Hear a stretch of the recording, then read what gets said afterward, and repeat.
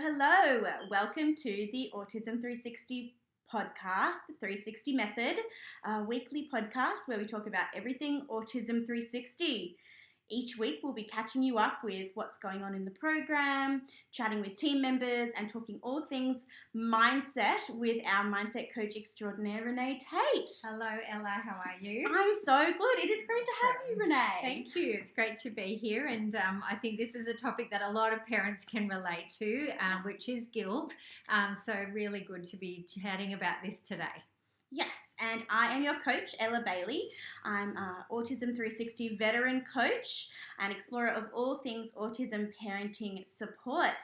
Before becoming an Autism 360 team member, I worked at a psychological research lab and also in behavioural psychology. So, welcome to our lovely listeners. We really care about you, your thoughts, your experiences and your input. So please, if ever you would like us to chat about something, problem solve, or give us feedback, please get in touch with us at hello@autism360.com. Before we start, I do just need to recognise the Gadigal people of the Eora Nation on whose land we live and work and from where this podcast is being broadcast today, and also give the disclaimer that this is not medical advice.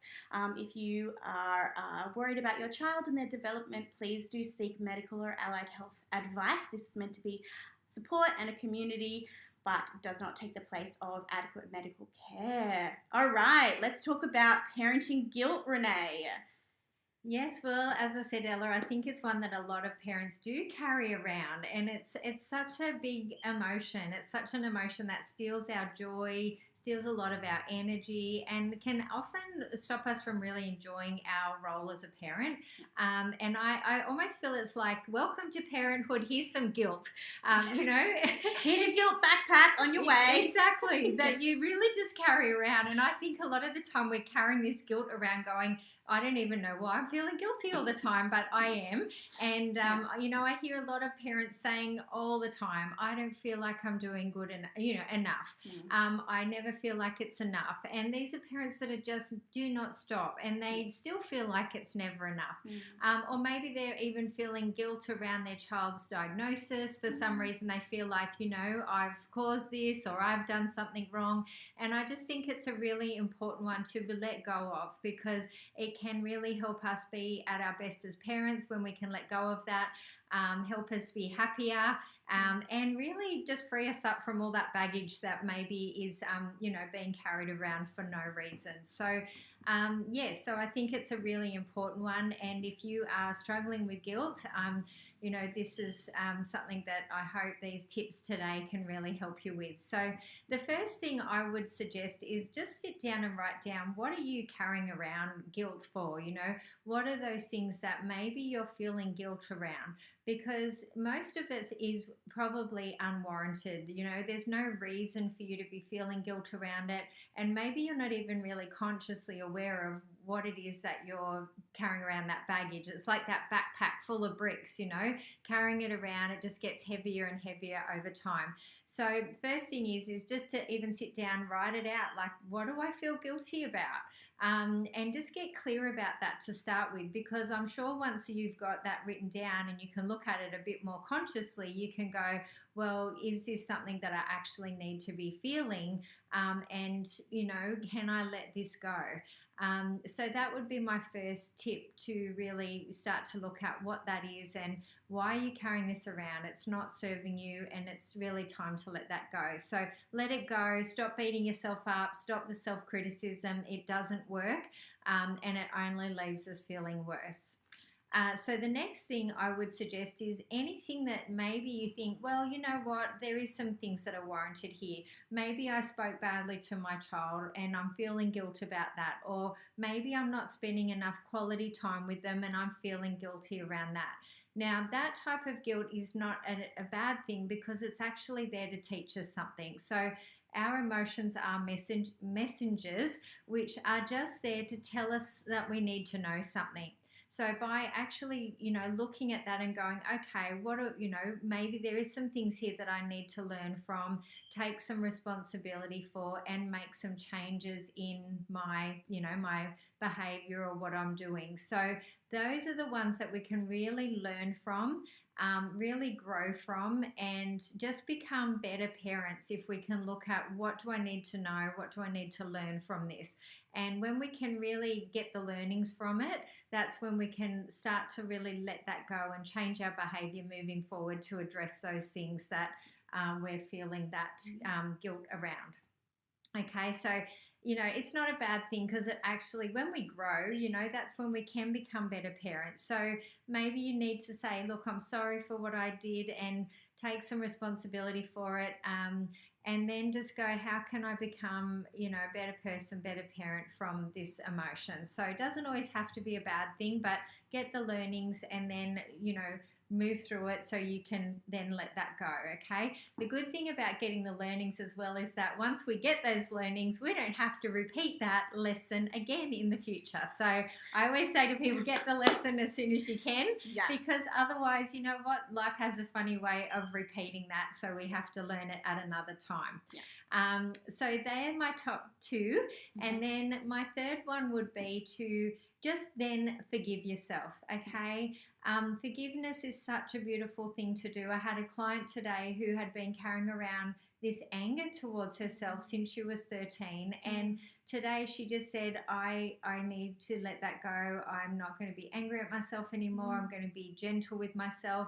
And it was really beautiful to just for her to let go of this stuff, that backpack of heavy, guilt and all of that. So forgiveness sets us free. And sometimes if people aren't ready to forgive themselves or someone else, a good way to bridge that gap is just by being willing to forgive. So just by being willing to forgive yourself, that is actually a good way to get to the point where you just go, okay, now I can actually forgive myself and really let that go, set yourself free. You will be happier, you'll feel lighter, and you can start to enjoy being a parent a lot more again. So they're my top 3 tips of how you can really overcome guilt and turn it into a positive. What do you think, Ella? Absolutely. I love the idea of kind of examining, sit down, take your backpack off and see what's inside. Unzip it, have a look, and see, like, is there a reason that I'm carrying this around? Sitting with it and working on, okay, well, is this something that I can learn from? As we know, if we learn it the first time, we don't have to learn it the other 8 times. That's right. Ideally, So, yeah, I love that. And it's interesting, it kind of intersects with my first tip, which is to kind of sit with your guilt, sit with that unpleasant feeling, take the time to sit with your guilt and ask the 7 whys. So research has shown that cognitively, 7 levels of why will often get you a kind of shortcut to what's really going on with an emotion, with an experience that you're having. The easiest way for us to unpack that guilt, to take off that backpack, is to look at the backpack and ask it why 7 times, and that backpack is going to show its true self. It's I feel guilty for my kid being on the iPad all the time. Oh, okay, why? It's your first one. Well, because I think it's bad for them. Oh, okay, why? Because I've heard that, like, I don't know, it's bad for their eyes or something, and I should be like giving them more attention or something. Oh, okay, why? Oh, I'm always at work, and then when I come home, I'm exhausted and I just want to rest. Interesting. Okay. Why? Oh, I know that it's really good for them to spend time with me, and especially like when I'm in a good place or whatever, but I just feel like so exhausted all the time or whatever. Why? Oh, I'm just working too much. It's really draining my soul. I feel exhausted. I don't want to do anything or deal with my kids at the end of the day. Why? Because I feel like if I don't work, I won't be able to do anything. We'll be kicked out of the house. We'll be homeless. I won't be able to provide for my kids. Why? Because that's my only way that I can be there for my kids. I have no other way of being valuable to them. And there is the root of your issue. The 7 whys of your guilt backpack. And I think once you've ascertained, and this is my second tip, once you've ascertained that root cause of your guilt, once you've ascertained like what the fabric of your backpack is made up of rather, you can really plan an action steps, action stations. How are we going to get rid of this backpack? Because our backpack is made up of the structures of our lives. It's made up of our unconscious beliefs, our values, and we are able to, once we know what we're dealing with, make an action plan to overcome that. Okay, so you're feeling guilty because your kiddo's on the iPad. We figured it out that actually it's because you have this underlying concern about your own value to your children. Well, let's make ourselves a 3-step action plan to be able to overcome that issue, to be able to really connect with our children and provide value in the interactions that we're having with our kid. Where's that backpack gone? She's out. We don't need her anymore. And that's such an exciting place to be as a parent. And I think my final tip would be when you're sitting with your backpack, when you're asking your whys, ask yourself, who benefits from this guilt? Is there somebody or somebody in your past, a relationship that you've had, something like that, a negative belief about yourself that benefits from this guilt? Who gets the upside of this when I'm feeling crappy about myself, about my parenting, feeling guilty? Is it me? Obviously not. Is it my kids? Also not. I think when we sometimes have difficulty letting go of the guilt for our own sake, it can be really helpful to let go of the guilt for our kids' sake. The less guilt that you're carrying around, the less energy that you're spending feeling guilty about something, the more emotional energy you have to give to your kiddos. And I just think that that's such a win. I think that is so good, and that's so true. What's the cost and the impact that is having on your children? If it's not enough to look at how that's affecting you, how is it affecting them? Because it's not serving anyone. And absolutely love those tips, Ella. And I'm glad that you mentioned the working one, because that was one that came up actually today in our group coaching session. Was quite a few mums, I feel guilty for working. So tricky. That's one that I think, and hear these people just doing this for their children, and what, we just need to look at that bigger picture and go, what, this is benefiting our children in many ways, and it is important for parents to have that other outlet. And it's, I think those things can really help us be better parents by having our needs being met in different ways as well. So great tips, Ella, and I love that process of getting to the root cause and, as you said, taking action, because you know what, there is some things that maybe you could change from that, and that's a great outcome. Yeah. So really important tips there. And I would ask you, from these tips today, what are your biggest takeaways that you're going to take from that, and what can you action from our session today? What would you like to action from that? And sometimes just having that one action that you implement can really start to change things and, get that momentum towards something a lot more positive. So, just really encourage you to have a think about that. Yeah, speaking of, interestingly, I had a question from Helen from Victoria asks during the week, what do you do about family members who use guilt a lot in family relationships? Is this something you've come across? Multi-generational guilt as a relationship tactic?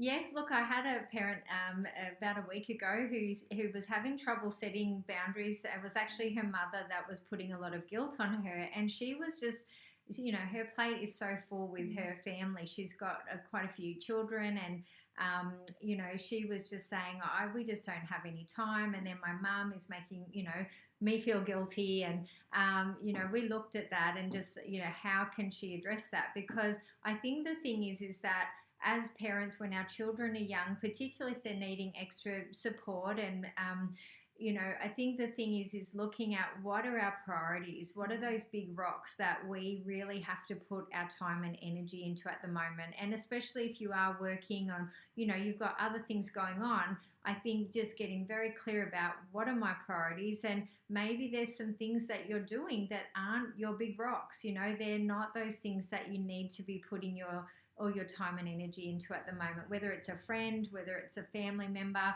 I think just becoming very clear and, maybe just explaining to them, look, we've got a lot on our plate. They may not understand that at this point, but setting those boundaries and just really getting clear about what your priorities are, because this time with our children is so valuable and so precious, and we really want to make the most of the time, and that it pays off in the long run. So I just really encourage you to look at, if that's happening to you, have the conversation with that person, but definitely look at what your priorities are and make sure that you are focusing on those most important things in your life at this point. Yeah, that's such an interesting way to look at things. And I think something I would add is often if somebody is coming to you and you can tell that they're, attempting to get something, using unhelpful tactics like guilt or whatever, I find that doing exactly what you suggested in terms of just like being really honest and being like, this is what I've got to deal with, like, and almost turn the problem back over to them for a solution. So your mom is coming to you saying, you don't call me, you're not supporting me, I'm unwell, blah, blah, blah. And then turning that struggle back over to her and saying, this is what I've got on my plate at the moment. Like, what do you suggest? This is what I've got to these are all the plates I've got spinning, my 14 backpacks that I'm wearing. Yeah. What would you suggest? Like, please help me problem solve. And I think that not only kind of clears the air a little bit, but also kind of empowers that other person to problem solve in a helpful way, yes, rather than in an unhelpful very clever way. Yeah. Very clever, Ella. And I love think, let's use kind of radical honesty and being like, this is what I've got going on. I've got a full-time job. I've got a 4-year-old with additional needs. Like, let's come together and work positively for that. Yes, absolutely. And I think that communication, because, sometimes people don't understand what's going on, for you, for your family. So absolutely, I think that's a great way to address that in a really positive and empowering way as well. So so hopefully that answers your questions around that. And I think, it's time to let go of the guilt, just whatever that is you've been hanging on to. Today's the day to really just make a conscious decision to let that go, set yourself free, and, it's really going to help you to continue to be the best parent you can be. Oh, thanks for that, Renae. And thank you to our lovely listeners for joining us today. We'll be back next week with another topic exploring autism parenting.